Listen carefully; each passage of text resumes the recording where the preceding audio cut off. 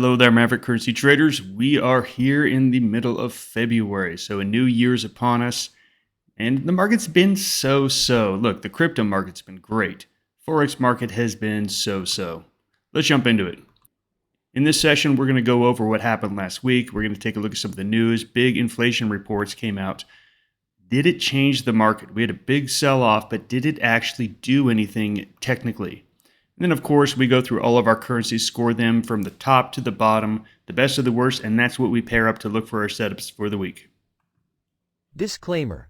This video was created for professional Forex and crypto traders. Maverick Currencies is a proprietary trading firm that employs professional traders around the world. Our traders trade firm capital and keep 70 to 80% of profits they generate. All trades and analysis in this video are for professional traders only.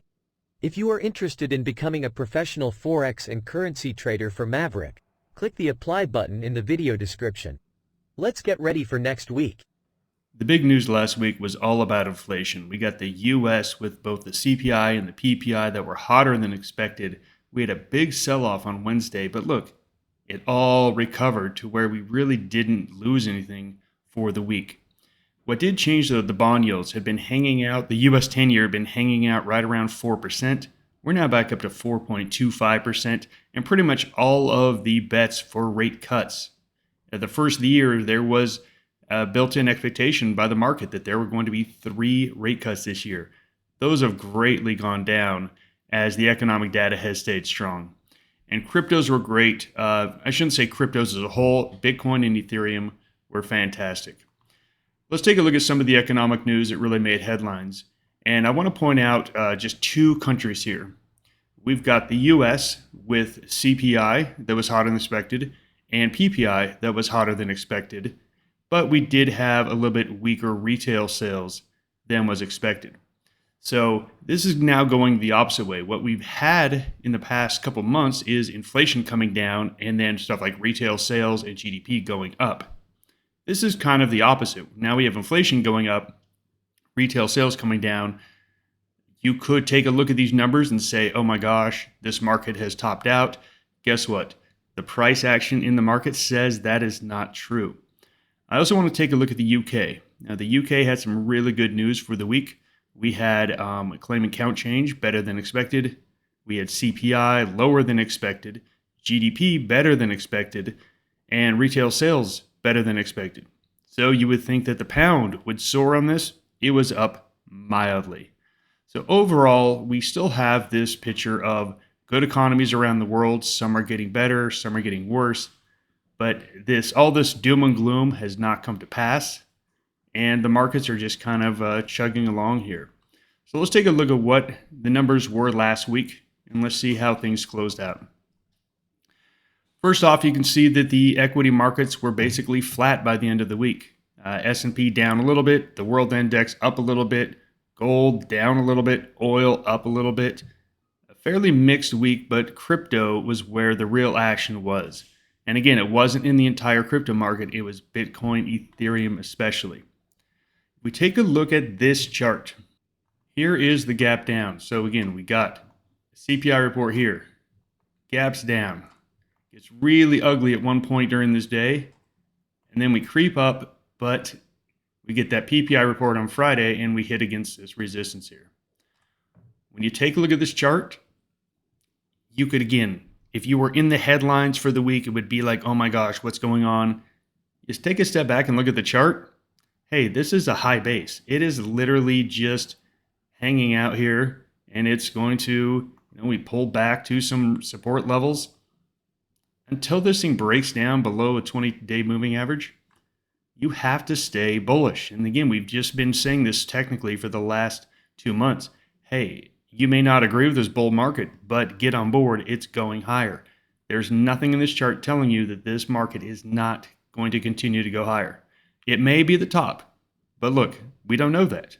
We follow charting. We don't follow our gut. We don't follow our hunches. We don't follow Kramer on TV.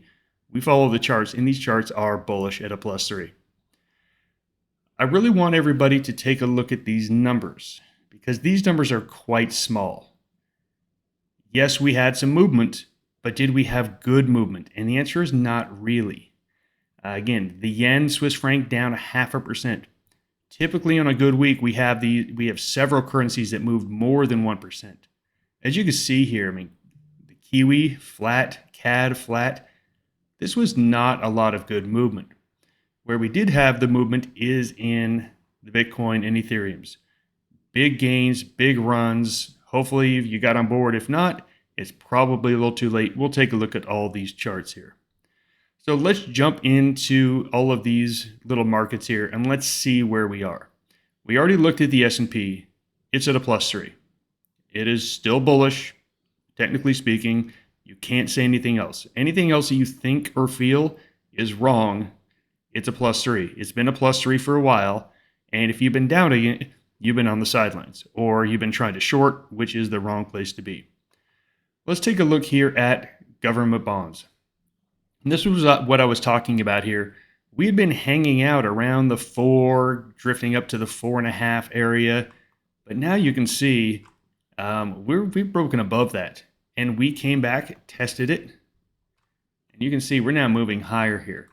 I think bonds continue to move higher. Not a lot higher, but I think they continue to move higher. And what that means is it's probably going to be a little headwind for stocks. And it's going to be a tailwind for the US dollar.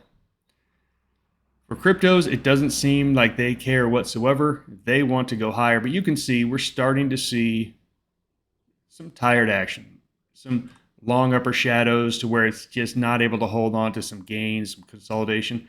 There's no reason to say it's going to crash, but right here, right now, I think you can say consolidation.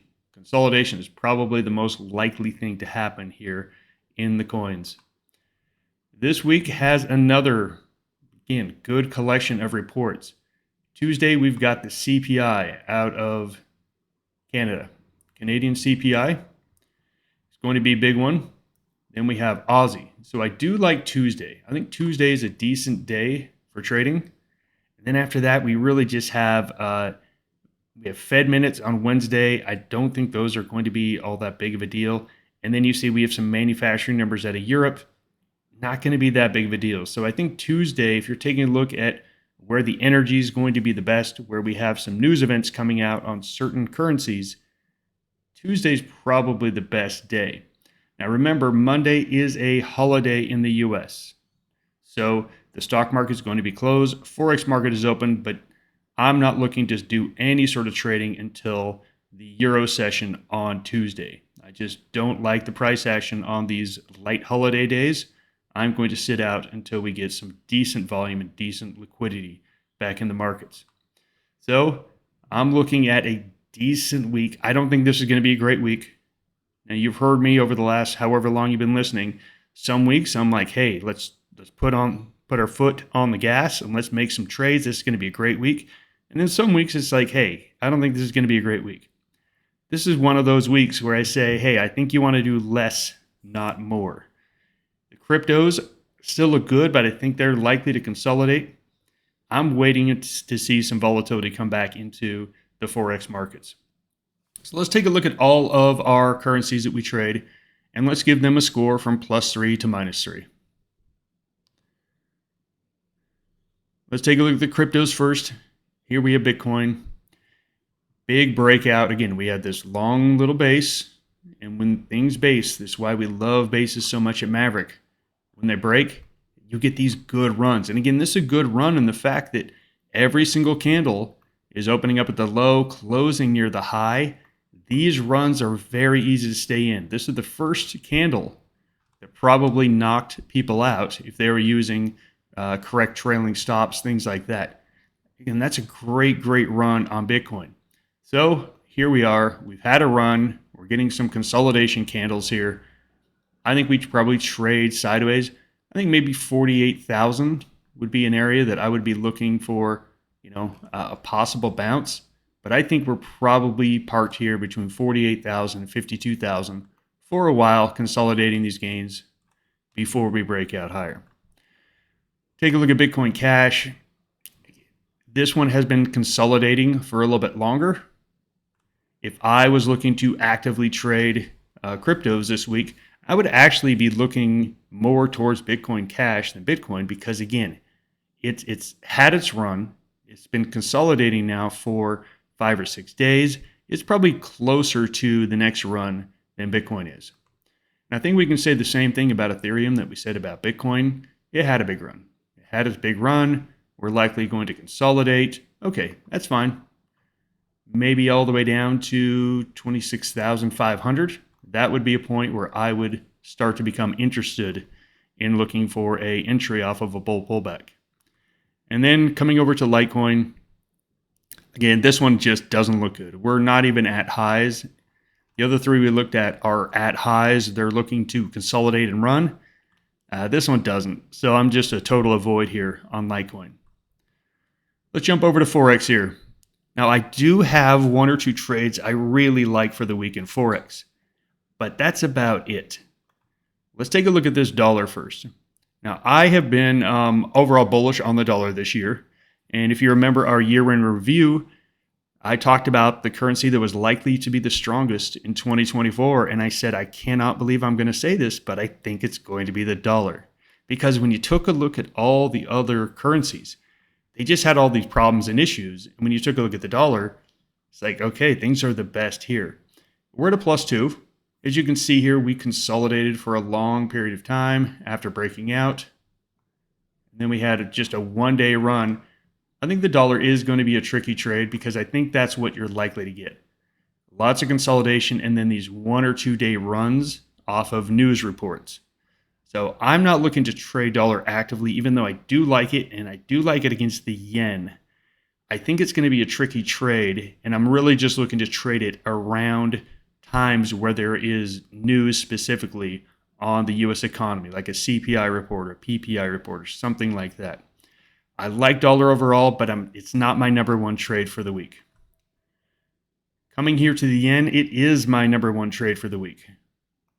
You can see we've got some consolidation here. So look, we broke down. And look, this is a breakdown where we didn't get a lot of oomph. We didn't get a lot of firepower off this. And I want you to take a look at these candles because these candles have upper shadows, meaning there's been runs. There's been runs in the yen as it's fallen lower. I really want to get short on one of these runs. So we finally did get a candle that opened at the top, closed near the low on Friday. I want to short a short-term bounce. I want a short-term bounce on yen.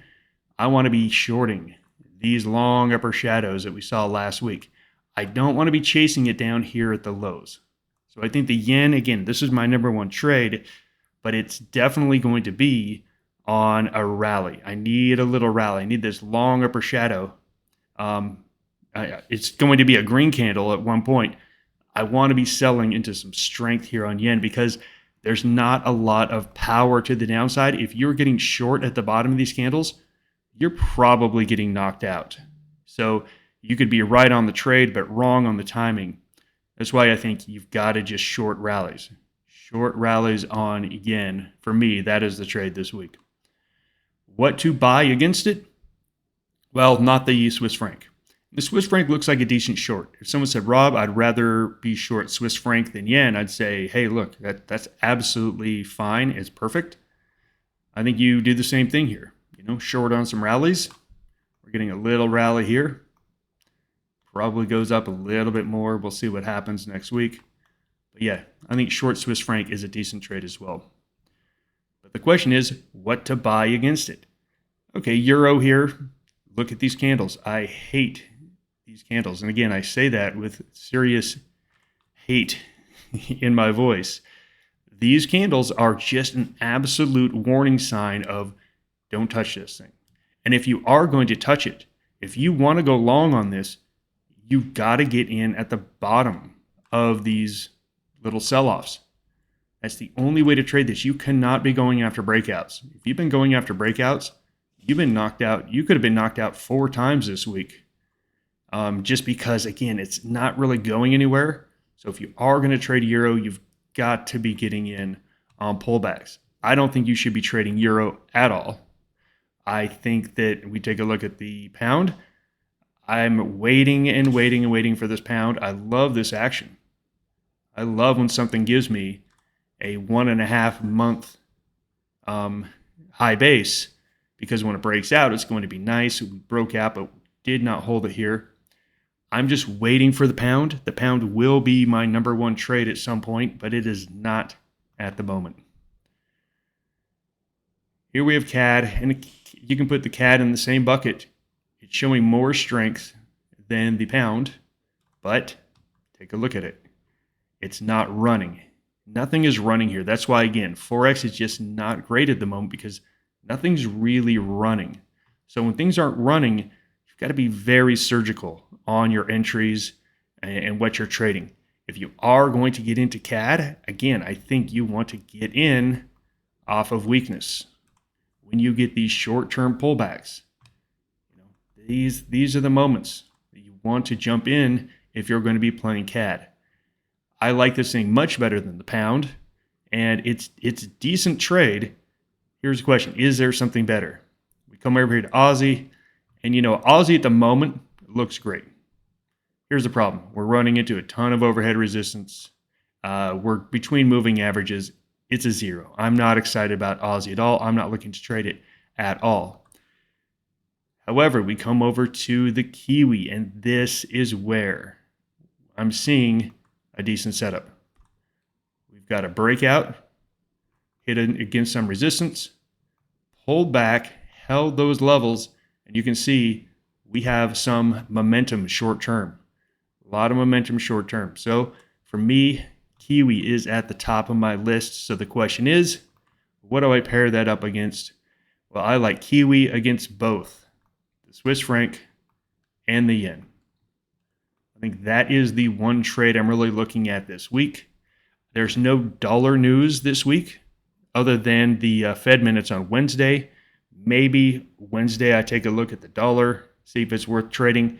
But I'm pretty laser focused here on Kiwi Swiss franc, Kiwi yen, and specifically focused on, again, when the yen has a short-term spike. When I log in and I see that the yen is up 0.5% on the day, that's going to be like the best news. Yes, I'm finally getting one of those little bounces in yen that I could sell into. So pretty simple here for me. It is Kiwi yen. It is Kiwi Swiss franc. Maybe later in the week I'll take a look at dollar or CAD, but early on in the week it's Kiwi. Would having more trading capital help you meet your trading goals? Maverick Currencies is the oldest US-based Forex and crypto prop firm. We fund traders just like you with 5- and 6-figure accounts where you keep 70 to 80% of profits. Click the apply link on the top right of this video to start the process. This will take you to a 4-minute video that explains the trader position, and you can read a list of FAQs that answer pretty much all the basic questions you have. After that, if you're interested, fill out an application, and then you'll watch the full-length recruiting video and schedule an interview with our recruiters. Are you our next trader? Let me start off with Kiwi yen. Here we have Kiwi yen on a daily chart, and you can see this is just a great looking chart. We have broken out of all of the resistance areas. We came back, we tested this support. The question is, again, where is this going to go? We've got to stretch this chart back a long time. You can see this is the highest it's been in a long time. Look, the Kiwi has been mildly strong, but it's the yen. The yen has been quite weak. This chart, to me, looks ready to go. The only question is timing. Where is the timing of it all? Again, we've got a really nice base here on a 4-hour chart as well. I think this thing is ready to go. Like I said, I would love to see early next week. Again, I always say if you could script out a trade, and this is literally what you should do, is script out the trade you want. The trade I want is on Sunday and Monday, when I'm not really looking to do anything. I would love for the yen to get a bounce. I would love on Sunday, Monday, we get a little bounce in yen. Yen is up about 0.5% for the week. Man, I would love that on Tuesday to be able to come in, find an entry point, and go long Kiwi yen. I would love that. Now look, we could get a run higher in Kiwi and a run higher in yen. So if you're just saying, oh, well, we should take a look and wait for Kiwi yen to pull back, that may not happen, because on Monday and Tuesday, or Sunday, Monday, the yen could go up 0.5%, the Kiwi could go up 0.5%. It's a base on Kiwi yen. It's fine. I just want the yen. I'm not really looking at Kiwi. I want the yen to have a bounce. If we can get that bounce Tuesday, I'd love to go long here, Kiwi yen. Again, just finding an entry point on that day. Everything looks good on this. This is my number one trade. You could take a look at Kiwi Swiss franc. Let's take a look at this on a daily. You can see, though, beautiful high basing action on a 4-hour chart. I mean, this is just really, really strong price action. Let's take a look in the daily, make sure we're not up against any major resistance, which we are. You can see we are heading up against some major resistance. So this is why I like Kiwi yen better than Kiwi Swiss franc. We've probably got a little bit of chopping around to do until we can break through this. Once we break through this, it could be off to the races. But again, I want to be cautious. Look what happened last time. Lots and lots of false breakouts. Ultimately, just to fail. So for me, Kiwi yen is the better trade. No question about it.